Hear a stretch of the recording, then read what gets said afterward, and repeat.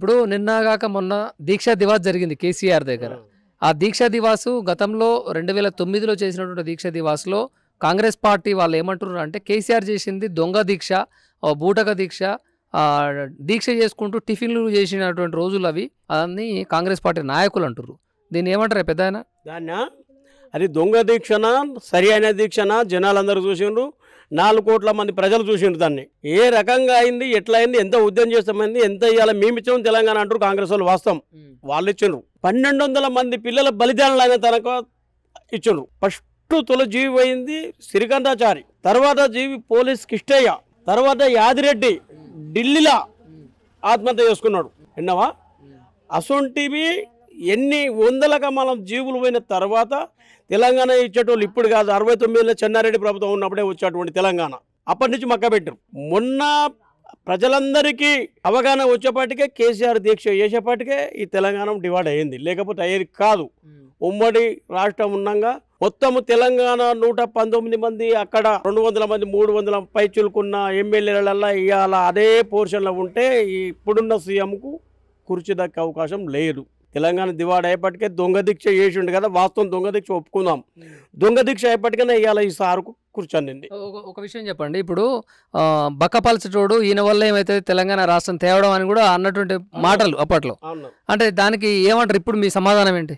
ఆ పక్క పలసపోడు అయినప్పుడు వస్తే, జిమ్మ ఉన్నా పోయినప్పుడు వస్తే నేను మాత్రం అంకితమైన తెలంగాణ జీవీఆర్ సాగు నోటు తలకాబిడి తెచ్చిండు కేసీఆర్ తెలంగాణ. ఎందుకు ఆయన లేకపోతే తెలంగాణ రాష్ట్రం రాకపోవా? అంత త్యాగం చేసినటువంటి వ్యక్తి ఎవరు చూడలేదు. నేను ఇప్పుడు 64 సంవత్సరాల వయసు ఉంది నాది, 66 సంవత్సరాలు ఉన్నా. నేను అంత త్యాగం చేసినటువంటి వ్యక్తిని ఏ ఎమ్మెల్యేని చూడలే, ఏ ఎంపీని చూడలేదు. ఇంకోటి ఏంటంటే కాంగ్రెస్ పార్టీ వాళ్ళు ఏమంటారు అంటే మేమే ఇచ్చినాం రాష్ట్రాన్ని అంటారు. 1200 మంది ఆత్మ బలిదానాలు అయిపోయారు. ఇంతమంది చనిపోవడానికి గల కారణాలు ఎవరు అని అంటే ఏం చెప్తారు? దీనిక కేంద్ర ప్రభుత్వం ఒకరు సహకరించి ఒకరు సహకరించకపోవడం, ఒకరు ముందుకు వస్తూ వెనుక రాకపోవడం.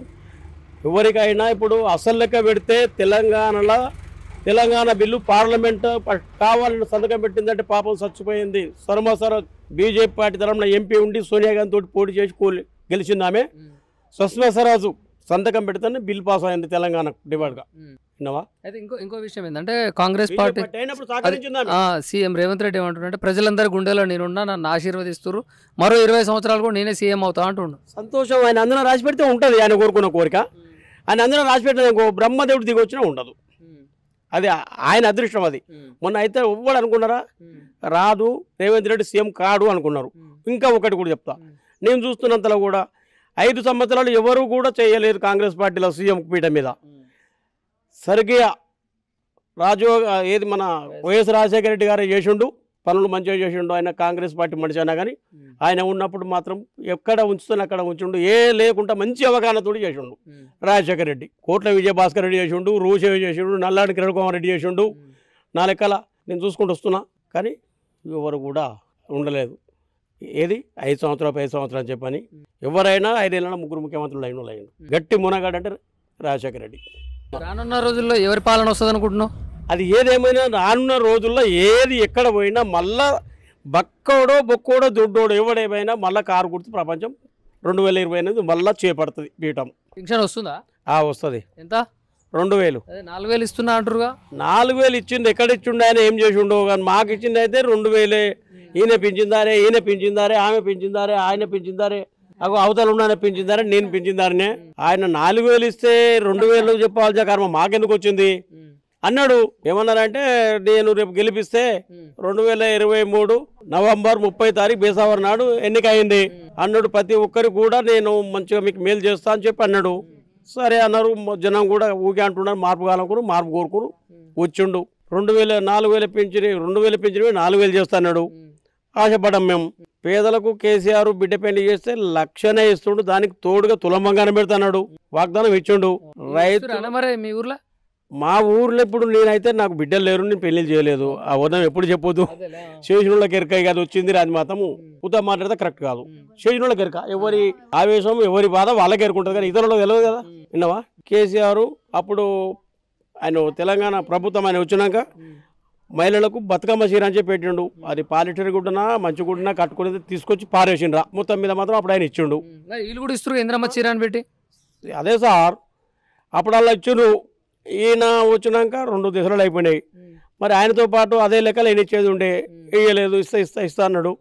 2 చీరలు ఇస్తా అన్నాడు. మొన్న మహిళలకు ఎలక్షన్ కోడ్ పడ్డాక మొన్న మాత్రం ఇంద్రమ్మ చీర అని చెప్పి అని పెట్టి ప్రతి కవర్లో కూడా చీరకు ఇంద్రమ్మ ఫోటో పెట్టి మాత్రం పంపించడం జరిగింది.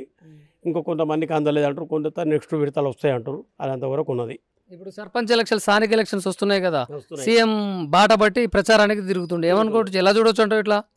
ఇప్పుడు అది కామన్, ఓటు పోటు అది ఇవ్వాలి కాదు, మొదలు నడుస్తుంది. మనకు ఓటు ఉన్నదే వినవా, దాన్ని కాదనటానికి ఎవరికి అధికారం లేదు. ప్రతి ఒక్క 18 సంవత్సరాలు నిండిన పౌరుడు ఓటు వేయవలసిందే చట్ట ప్రకారం.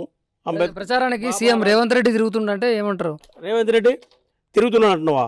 రేవంత్ రెడ్డి తిరుగుతుండంటే మరి ఆయన సొంత ఊళ్ళకే తిరుగుతున్నాడు, ఇక్కడ మాత్రం విలేజ్లకి ఇక్కడ రాడు కదా. అంత పెద్ద తెలంగాణకు సీఎం అయి ఉండి ఈ చిన్న గ్రామాలకు అయిందానికి అందానికి వచ్చేటువంటి పద్ధతి కాదు కదా. కేసీఆర్ పాలన బాగుందా, సీఎం రేవంత్ రెడ్డి పాలన బాగుందా? అప్పటికి అదే బాగుంది, ఇప్పటికి ఇదే బాగుంది. విన్నావా, ఏ ఎండకు ఆ గొడుగన్నట్టే ఉన్నది. ఇక ఒక ఆయన కూడా ఇంట్లోకి వెళ్ళి పెట్టింది, ఈయన కూడా ఇది చేసింది లేదు. ఆయన అప్పు చేసిపోయాడు ఆయన కొంత కాబట్టి కొంత చెందింది జనాలకు. 25 రూపాయలు అప్పు తెచ్చైనా కానీ 10-11 రూపాయలన్న జనాలకు పెట్టిండు, 15 రూపాయలు ఆయన తిన్నా. మరి ఆయన అప్పుల పాలు చేసిండు, నేను వడ్డీలు కడుతున్నాను నేను అంటున్నాడు. అప్పుల పాలు చేసిండు, అప్పులకు సంబంధించిన ఆస్తులు పెట్టిండు ఆడ. కాళేశ్వరం ప్రాజెక్టు 95,000 కోట్లకు అయింది. దాన్ని 1,00,000 అయింది, 1,00,000 తింది కుంభకోణం అన్నాడు. అది 1,00,000 తెచ్చి 1,00,000 కుంభకోణం అయితే ప్రాజెక్ట్ ఎట్లా తయారైంది? 1,00,000 కుంభకోణం అయింది. ప్రాజెక్ట్ అనేది ఎట్లా తయారైంది? అన్ని నేను లొంగటేసుకుంటే దానికి ఐరన్ ఎక్కడికి వెళ్ళి వచ్చింది, సిమెంట్ ఎక్కడికి వెళ్ళి వచ్చింది, ఉసుక ఎక్కడికి వెళ్ళి వచ్చింది, దానికి వర్కర్స్ చేసిన లేబర్ కూల్ ఎక్కడికి వెళ్ళి అని నేను అంటున్నా. అంత కేసీఆర్ మీద గట్టి ప్రేమ ఉన్నట్టు. గట్టి ప్రేమ కాదు, ఒకరిని మాత్రం దూషించనొద్దు. తండ్రి చేసిపోయిన అప్పు కొడుకులు కట్టాలి, తాత చేసిపోయిన సంపాదించిన ఆస్తి మనమలు తినాలి. నీ వంశం ఏంటంటే తాత పేరు చెప్తేనే అది వంశకుడు అవుతాడు. సొమ్మొక్కడు తిని వంశం పెడితే బాగుండదు. అది వాస్తవమైన వాస్తవం. రైతు రుణమాఫీ అయిందా? ఇప్పుడు రైతు రుణమాఫీ అయింది. అయినా 2 లక్షలు మాఫీ చేసినా అని అన్నట్టు. 2 లక్షల వరకు కొంతమంది అయిన అంటారు, కొంతమంది కాలేదంటారు, కొంతమంది 50,000 అయినాయి.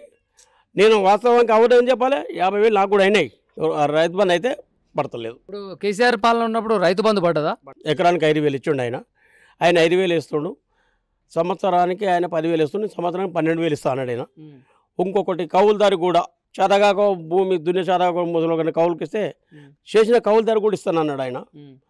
ఒకటి కూలి చేసుకుని బతికేతోళ్ళు కూలీళ్ళకు కూడా సంవత్సరానికి 12,000 ఇస్తున్నాడు. కాయ కష్టం చేసుకుని వ్యవసాయ పనులకు పోయేటోళ్ళకు. ఇక ఇస్తుండా ఇస్తలేదా కూల గోనుల ఎరక తెచ్చుకున్న ఎరక. కానీ నేను పోలేదు, నేను తేలేదు, మరి నేను ఎట్లా అవ్వదని చెప్పా? ఆ పని చేసిన వాళ్ళకి ఉంటుంది. తులం బంగారం కూడా కళ్యాణం చేసిన వాళ్ళకే ఉంటుంది, కానీ మాత్రం వచ్చింది రాంది నాకు తెలియదు కదా. పిరిబాస్ అన్నాడు, పిరిబాస్ అయితే పెట్టిండు, పిరిబాసు పెట్టిండు, మొగోళ్ళని నిరగదొక్కుతున్నారు. పిరిబాసు ఎక్కితే శాతనైతే ఎప్పుడైనా ఊరికి ఏమైనా పనివాడి పెళ్లి పేరడం టికెట్ పైసలు మిగిలినట్టే కానీ నాకెట్లా మిగిలినట్టయ్యా? ఆడోళ్ళకు పిరిబాసు, ఆ ఆడోళ్ళు పిరన్నట్టే ఆడోళ్ళ పైసలు మొగోళ్ళు టికెట్ ఎక్కితే అలా తన కొడుతున్నాడు. వీడి పైసలు పెట్టాలి, అలవాళ్ళు వాడాలి, నువ్వు వేస్తే కింద పడతారు. వినవా, పరిస్థితి గడైతే ఉన్నది. ఏదంతా జరిగింది. కళ్ళ దగ్గర ఒడ్లు కొనకపోతురా? ఐకేపీ సెంటర్లు పెట్టిరు, కొంటూరు దినం వెనక ముందే కొంటూరు కొనేపట్టుకనే ధాన్యం పోతుంది, కొనందైతే పోదుగా. మీకు వస్తుంది అమ్మ పెన్షన్? వస్తుందయ్యా, ఎంత? 2,000 వస్తాయి. 2,000? 4,000 ఇస్తున్నట్టు వస్తలేరు బిడ్డ, 2,000. అంతేనా? అప్లికేషన్ పెట్టుకురా మరి మీ ఇంట్లో? మీ కోడళ్ళకి 2,500 వస్తుందా? వస్తలేవు. గ్యాస్ ఉంది, గ్యాస్ 1000 రూపాయలు తీసుకుంటూనే ఉన్నారు. ఎందుకు 500కే ఇస్తున్నా అన్నారుగా? ఇస్తలేరు. 1000 రూపాయలు. 1000 రూపాయలు? 1000 రూపాయలు బిడ్డ. 950 ఏమో. ఆ పాషలే వాడతలేవు, ఏ ఓళ్ళు వాడతలేయో మాకైతే వాడతలేవు. మీ ఊర్లో పిల్లలు చదువుకునే వాళ్ళకి స్కూటీలు ఇస్తా అని అన్నారు, అప్పట్లో వస్తున్నాయి ఏమన్నా? ఏ లేవు, స్కూటీలు లేవు, ఏ లేవు. పిల్లలు చదువుకుంటాను కూడా వేయలేవు బిడ్డ, ఉట్టిగానే పోతారు వస్తారు. కొడుకు కాడికో కోడల కాడికి పోతున్నావు? బస్సులో ఫ్రీగానే ఉంది, మహిళలు ఎక్కడికైనా పోవచ్చు. ఏడికి పోతా అయ్యా, నేను ఉన్న ఈ ఊళ్ళో పోయినా ఈ ఊళ్ళోనే. ఎప్పుడన్నా ఒకసారి పోతే పోతాం, పెళ్ళి పోతా అంతే. మంచిగానే ఉంటుంది ఇప్పుడు ఆయన పోవాలనుకుంటా ఫ్రీగానే పోతాం.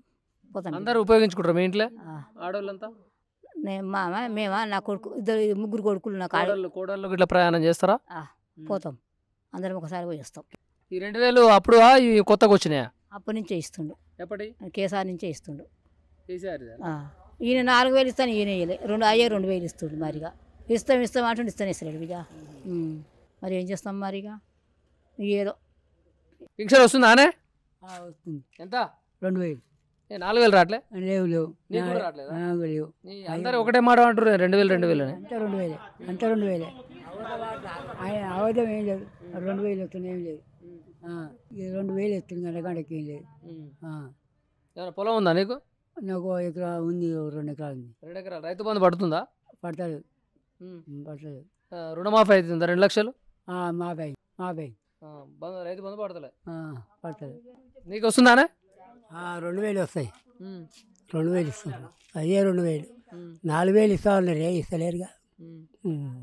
అప్లికేషన్ పెట్టుకున్నావా మరి? ఇంకా వస్తలేవు.